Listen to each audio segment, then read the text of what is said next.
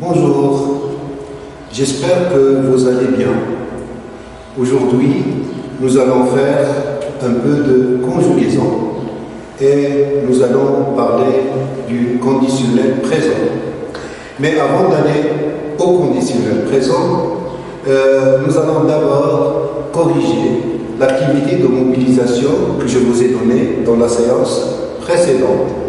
Je vous ai demandé de compléter un raisonnement par une proposition subordonnée de conditions.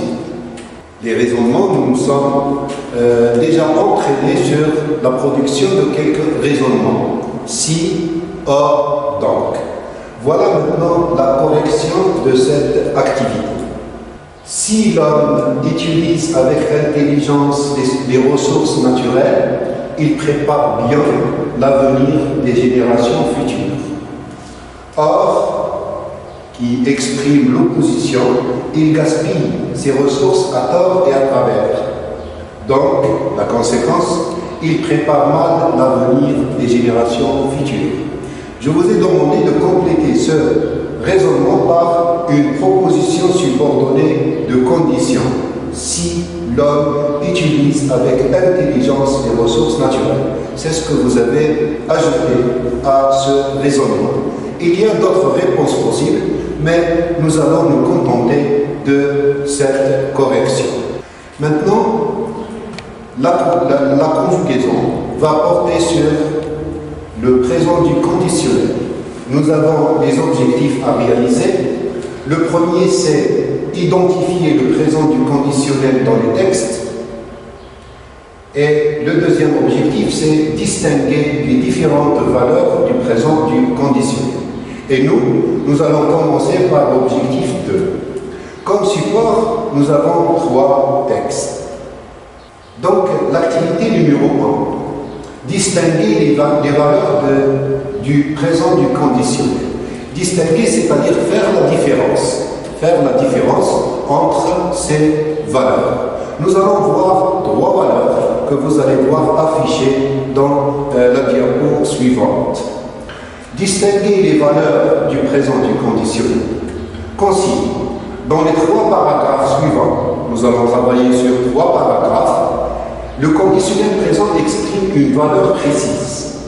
Valeur, c'est-à-dire le sens du conditionnel. Dans les 3 paragraphes que nous allons voir, vous allez voir 3 sens, 3 valeurs différentes. Place la valeur qui convient à chaque texte.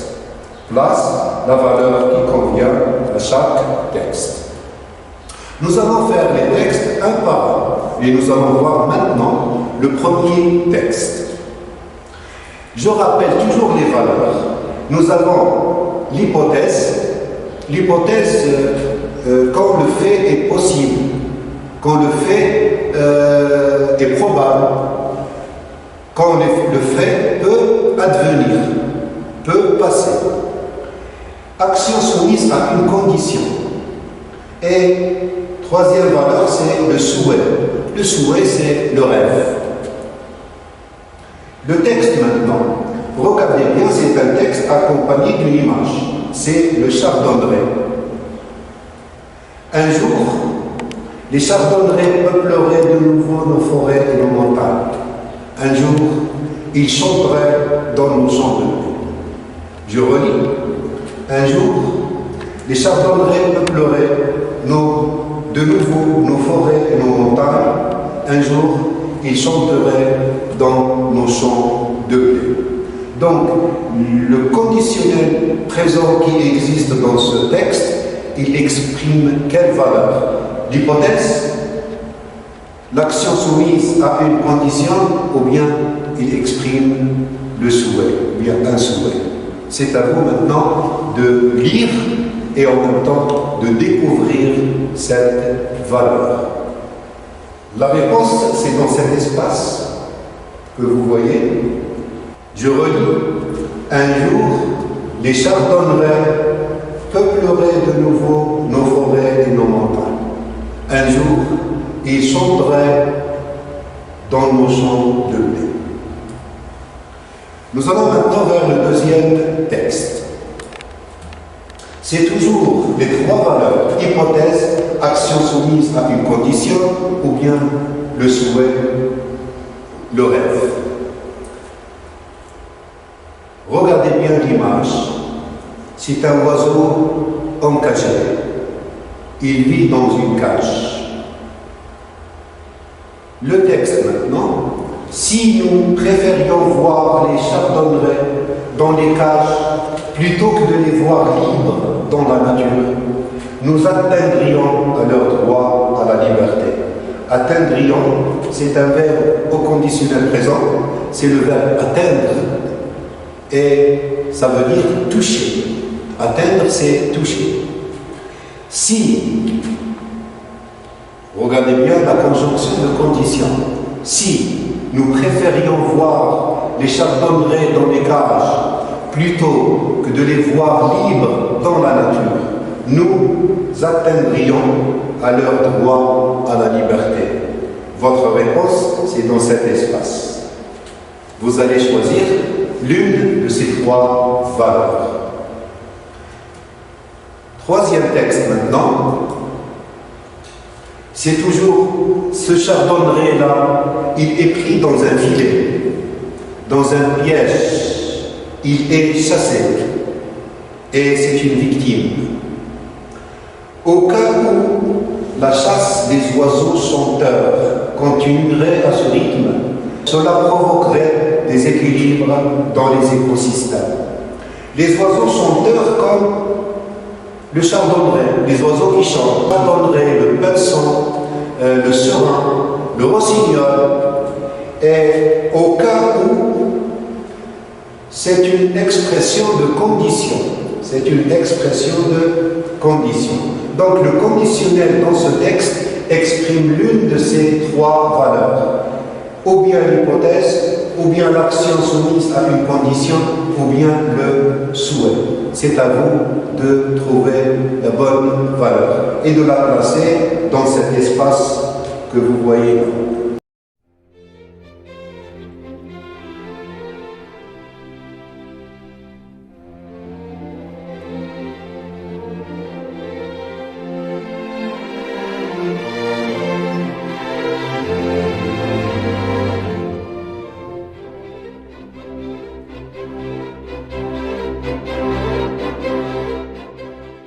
Maintenant, nous allons voir la correction de ces activités, bien de cette activité. Nous allons voir les trois textes. Pour le texte 1, un jour, les chardonnerets peupleraient de nouveau nos forêts et nos montagnes. Un jour, ils chanteraient dans nos champs de blé. Regardez bien ici, la valeur c'est le souhait. En rêve justement, nous sommes dans une campagne de sensibilisation en faveur de l'environnement, en faveur des animaux menacés, en faveur des plantes menacées. Et nous avons tous ce rêve-là, voir nos montagnes, nos forêts, nos jardins peuplés par ces oiseaux-là, ces oiseaux qui chantent et qui apportent beaucoup de bonheur, beaucoup de joie. Donc c'est le souhait. On rêve ici, on parle d'un rêve. Dans le deuxième texte, le texte commence par si. Si nous préférions voir les chardonnerets dans les cages plutôt que de les voir libres dans la nature, nous atteindrions à leur droit à la liberté. Vous voyez donc, la phrase commence par si, donc action soumise à une condition. Le fait ici, nous atteindrions à leur droit à la liberté est soumis à la condition si nous préférions voir les chardonnerets jusqu'à la fin. Donc, c'est une action soumise à une condition. Pour le troisième texte, au cas où, c'est une expression de condition, au cas où la chasse des oiseaux chanteurs continuerait à ce rythme, cela provoquerait des déséquilibres dans les écosystèmes. C'est une hypothèse, c'est quelque chose de possible, c'est quelque chose qui peut arriver. Donc, c'est une hypothèse. Voilà maintenant les trois valeurs et les trois textes. Texte 1, c'est le conditionnel présent exprime le souhait. Texte 2, le conditionnel présent exprime une action soumise à une condition. Et le texte 3, il exprime le conditionnel. Ce mode exprime une hypothèse. Voilà maintenant la correction de l'activité 1 dans notre séance de conjugaison. Voilà. Maintenant, nous allons voir une autre activité. C'est une activité qui porte sur la morphologie. Comment on conjugue le conditionnel présent, comment on forme sa terminaison et comment on l'écrit correctement dans nos productions écrites et dans nos productions orales. On va commencer par un petit principe, une petite règle que vous connaissez. Je conjugue d'abord le verbe au futur simple, puis j'ajoute les terminaisons de l'imparfait de l'indicatif. Je vous donne un exemple. La chasse excessive des animaux provoquera leur disparition. Remarquez bien le temps du verbe provoquer. Certainement, vous avez remarqué qu'il est conjugué au futur simple. Ra, R-A. Maintenant, ce futur simple, je vais le transformer au conditionnel présent. Qu'est-ce que je vais faire? Je prends le verbe provoquera et j'ajoute la terminaison de l'imparfait. R-A-I-T. C'est souligné. R-A-I-T. La chasse excessive des animaux provoquerait leur disparition. Et vous voyez bien, futur simple plus AIT, terminaison de l'imparfait, ça nous donne quoi? Le conditionnel présent. Nous allons maintenant nous entraîner. Nous allons faire un peu de conjugaison, mais nous allons conjuguer uniquement avec la troisième personne du singulier et avec la troisième personne du pluriel. Voilà l'activité. Transformer du futur simple au conditionnel présent. C'est-à-dire, vous allez d'abord conjuguer au futur simple et ensuite vous allez transformer ce futur simple au conditionnel présent. La consigne.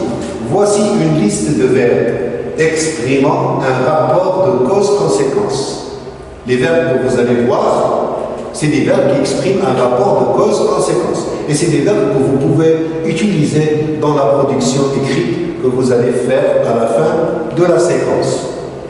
Conjugue ces verbes à la troisième personne du singulier et du pluriel, au futur simple et au conditionnel présent. La durée de cette activité, c'est 8 minutes. Prenez la consigne. Voici une liste de verbes exprimant un rapport de cause-conséquence ou bien un rapport de cause à effet. Conjugue ces verbes à la troisième personne du singulier et à la troisième personne du pluriel, au conditionnel, au futur simple, puis au conditionnel présent. La durée, c'est 8 minutes. Voilà les verbes. Nous avons 3 colonnes. Verbe, futur simple, conditionnel présent. Les verbes sont les suivants. Permettre, verbe, troisième groupe. Contribuer, causer, provoquer, être bénéfique à, avoir des conséquences. J'ajoute S, j'ai oublié S, j'ajoute S. Conséquences. Détruire, nuire et protéger. Détruire, nuire, protéger. Maintenant, le futur simple, c'est il ou bien elle. Vous voyez, le conditionnel présent, c'est avec il ou bien elle. C'est la troisième personne du singulier.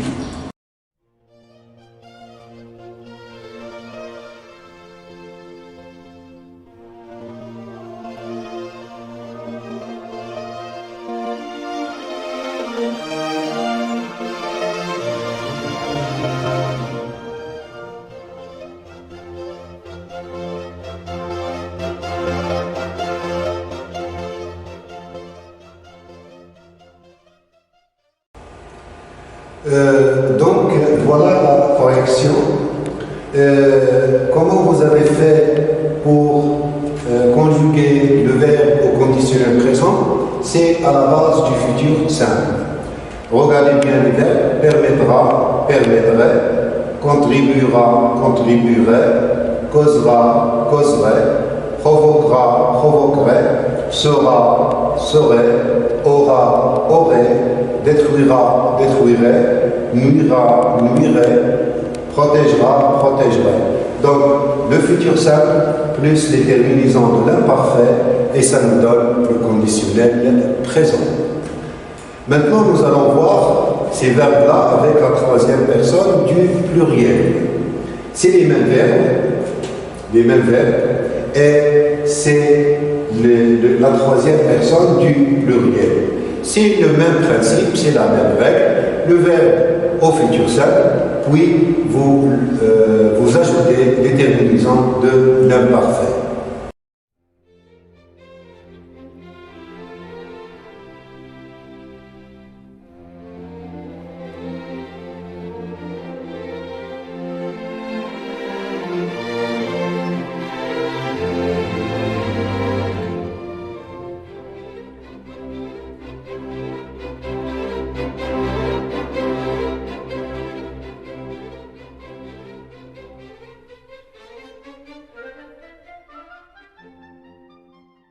La correction maintenant, regardez bien, avec il, c'est R-O-N-T. Ces terminaisons-là se trouvent dans la conjugaison de tous les verbes au futur simple. Permettront, permettrait, regardez bien, A-I-E-N-T, R-A-I-E-N-T, c'est la terminaison du conditionnel présent. Contribueront, contribuerait, causeront, causeraient, provoqueront, provoqueraient, seront, seraient, auront, auraient, détruiront, détruiraient, nuiront, nuiraient, protégeront, protégeraient. Donc, R-O-N-T, R-A-I-E-N-T, R-O-N-T, R-A-I-E-N-T. Voilà les verbes qui expriment un rapport de cause-conséquence conjugué à la troisième personne du singulier et à la troisième personne du pluriel au futur simple comme temps de base pour former le conditionnel présent. Voilà, maintenant nous allons voir d'autres verbes, mais cette fois-ci nous allons voir des verbes pronominaux. Un verbe pronominal: s'engager, s'impliquer, sensibiliser. Un verbe pronominal, quand il est à l'infinitif, il est toujours employé avec ce. Et ce, c'est un pronom. C'est un pronom personnel. D'accord? C'est un pronom personnel. Maintenant, comment je conjugue un verbe pronominal au conditionnel présent avec toutes les personnes: je, tu, il, nous, vous, il? Le verbe s'impliquer, c'est un verbe pronominal. Le pronom se, c'est un pronom personnel. Et le verbe sensibiliser, qui n'est pas pronominal. Nous allons voir la correction après avoir fait l'activité.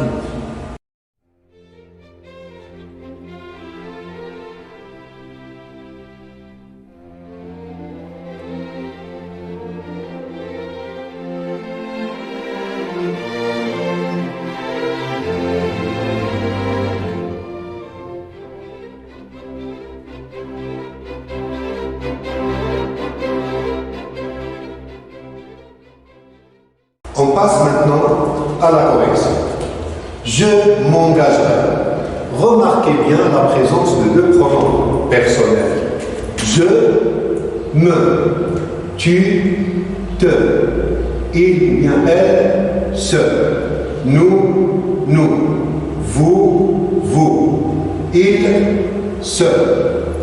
Je, me, tu, te, il se, nous, vous, il se.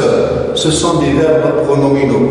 Et les verbes pronominaux, quand on les conjugue, il y a toujours deux pronoms. Je, c'est un pronom. Me, c'est un pronom. Tu, c'est un pronom. Te, c'est un pronom. C'est pour cette raison qu'on dit verbe pronominal. Les terminaisons, c'est toujours le même. Le verbe au futur simple plus la terminaison de l'imparfait. Je m'engagerai, R-A-I-S. Tu t'engagerais, R-A-I-S. Il s'engagerait, R-A-I-T.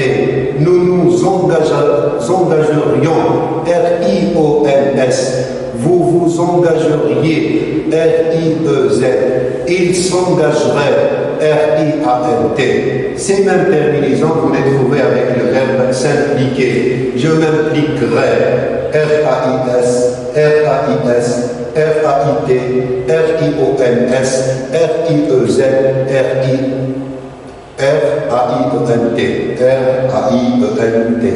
La terminaison de l'imparfait plus le verbe au futur simple, ça nous donne le conditionnel présent. Le verbe sensibiliser, c'est un verbe du premier groupe, c'est un verbe qui n'est pas pronominal.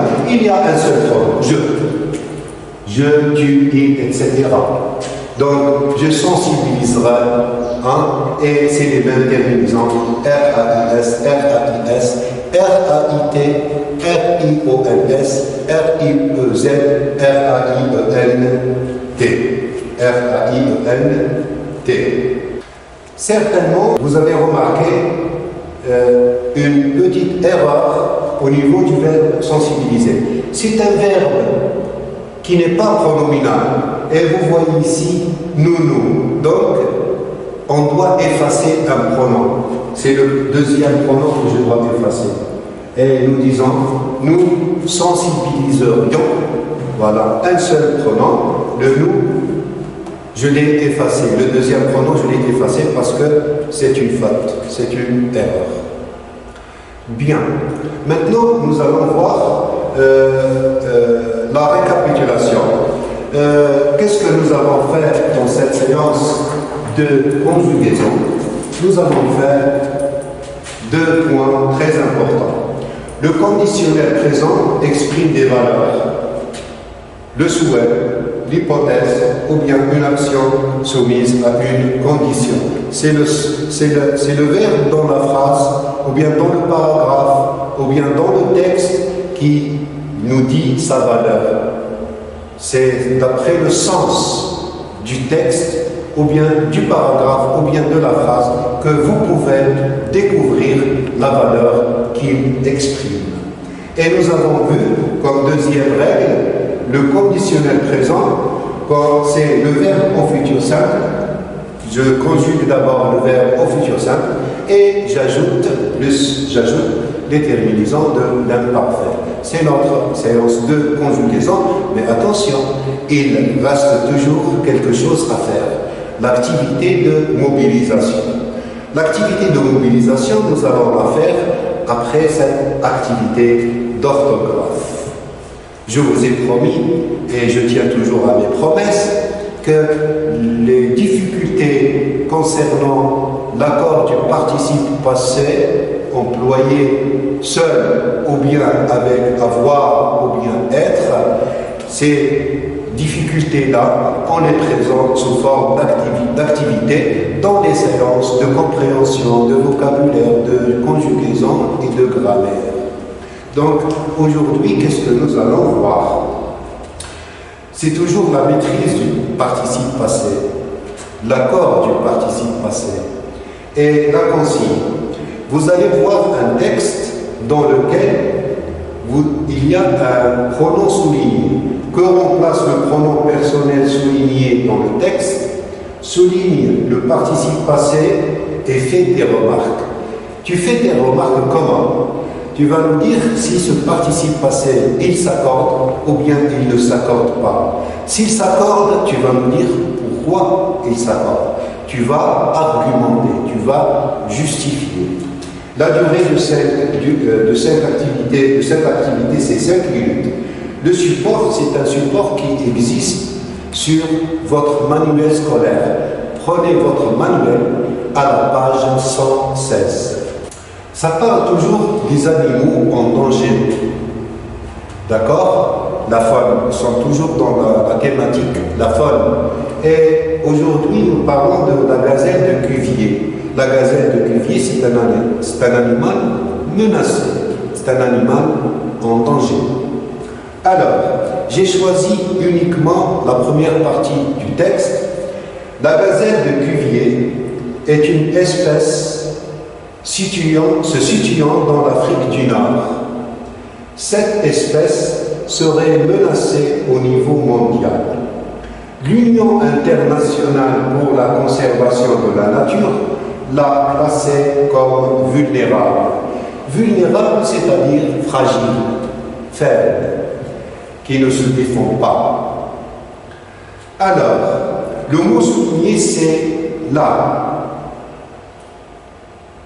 Là. Qu'est-ce qu'il remplace dans le texte? Et je vous ai demandé de souligner le participe passé. Est-ce qu'il s'accorde? Est-ce qu'il ne s'accorde pas? C'est à vous de me le dire.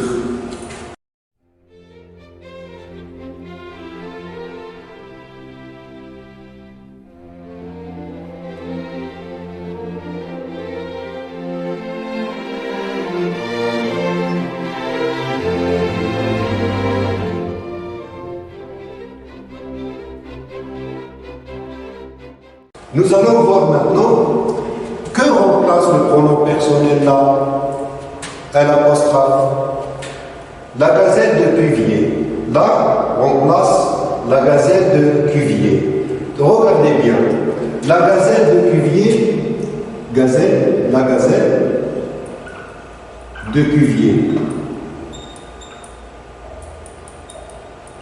C'est un nom féminin.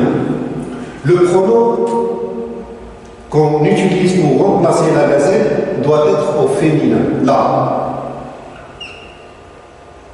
Vous allez me dire, mais là, c'est un apostrophe avec une apostrophe. Pourquoi? C'est simple. Tout simplement parce que là est le verbe à classer. Regardez bien, ces deux voyelles A et A qui se rencontrent. Ici, on fait l'effacement, on efface, on fait l'élision, élision. J'efface le premier A, celui-là, et je le remplace par quoi? Je le remplace par une apostrophe, comme ça. On appelle ça l'élision, l'effacement. Donc, la classée, c'est-à-dire la à classer, la à classer. Donc là, ici, c'est un pronom personnel qui remplace un nom féminin, la gazelle. Maintenant, là aussi, c'est un substitut grammatical. Vous avez fait des substituts grammaticaux. C'est un substitut grammatical qui répète, qui reprend la gazelle de Cuvier, qui est le thème de notre texte. Maintenant, quel participe passé vous avez souligné? Le participe passé que vous avez souligné, c'est classé. Classé, c'est le participe passé que vous avez souligné. D'accord? Classé.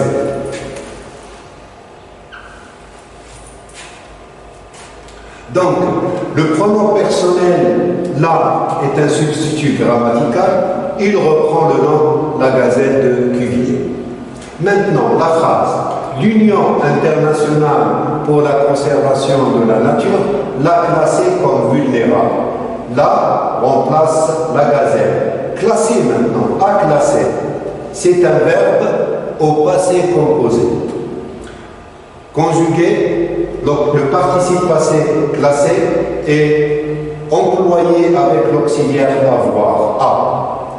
Mais vous voyez que le verbe, que le participe passé classé, il s'accorde. Il y a du féminin. Pourquoi cet accord? Pourquoi il s'accorde dans cette phrase-là? Tout simplement parce que quand le complément est placé il s'accorde. Le participe passé s'accorde.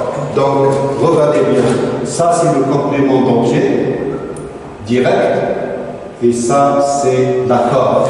Le participe passé s'accorde avec le complément d'objet direct. Le complément d'objet direct c'est là, et là c'est féminin. Donc, la règle, quand le complément d'objet direct est placé avant le verbe, le participe passé, même employé avec avoir, il s'accorde. Voilà la règle qu'il faut suivre. Nous avons vu maintenant le participe passé employé seul, il s'accorde. Le participe passé employé avec avoir, il ne s'accorde pas. Le participe passé employé avec avoir, il s'accorde à condition, chaque, c'est quand le complément d'objet direct est placé avant le verbe. Voilà l'activité d'orthographe que vous avez faite. Maintenant, nous allons passer à la mobilisation. Revenons au conditionnel présent. Donc, voilà notre activité de mobilisation et nous allons réfléchir ensemble. Je me pose une question à votre place. Le conditionnel présent exprime-t-il un mode ou un temps? Un mode comme le souhait, le rêve, l'hypothèse, où il exprime un temps. Il sert à situer une action dans le temps. Nous allons voir ça ensemble. L'objectif de cette activité, c'est de distinguer temps et mode. Consigne. Dans la phrase suivante, le verbe souligner exprime-t-il un temps ou un mode? Vous allez faire des recherches dans vos livres de grammaire, vous allez faire des recherches sur Internet et vous allez trouver la réponse.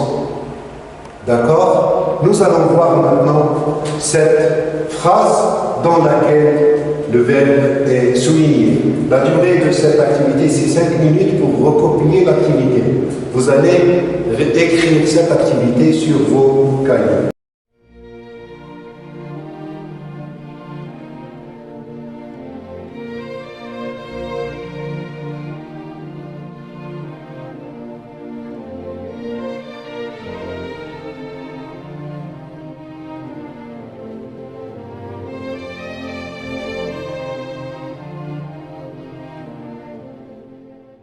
Le support, c'est une phrase. Je reprends la consigne. Dans la phrase suivante, le verbe souligné exprime-t-il un temps ou un mode? Voilà la phrase maintenant. Elle ouvrit la porte de la cage et l'a mis dans le jardin. Elle pensait qu'il reviendrait avant le coucher du soleil. Elle ouvrit la porte de la cage et l'a mis dans le jardin. Elle pensait qu'il reviendrait avant le coucher du soleil. Regardez bien le verbe souligné, c'est reviendrait. Il est au conditionnel présent. Regardez bien la terminaison, R-A-I-T, c'est le conditionnel présent. Mais est-ce qu'il exprime un temps? Est-ce qu'il exprime un mode? Moi, je n'ai pas de réponse. C'est à vous de chercher la réponse. J'attire votre attention sur les éléments suivants. Regardez bien, nous avons ici un récit. Un récit. Pourquoi un récit? Nous avons le verbe ouvrir. Le verbe ouvrir, c'est le verbe ouvrir au passé simple. Mis, c'est le verbe mettre au passé simple. Vous avez le verbe penser. Il est à l'imparfait de l'indicatif. Le passé simple plus l'imparfait, c'est le récit. Il y a autre chose qu'il faut bien observer. Et ici, il s'agit d'un oiseau. La cage, vous voyez la cage, hein? La cage, elle ouvrit la porte, l'a mis dans. Il donc renvoie à un oiseau. Donc, dans cette phrase-là, est-ce que reviendrait, est-ce qu'il exprime un mode ou bien il exprime un temps? Voilà, chers élèves, merci pour votre attention. Je vous dis au revoir et à la séance prochaine, Inch'Allah. Bye bye.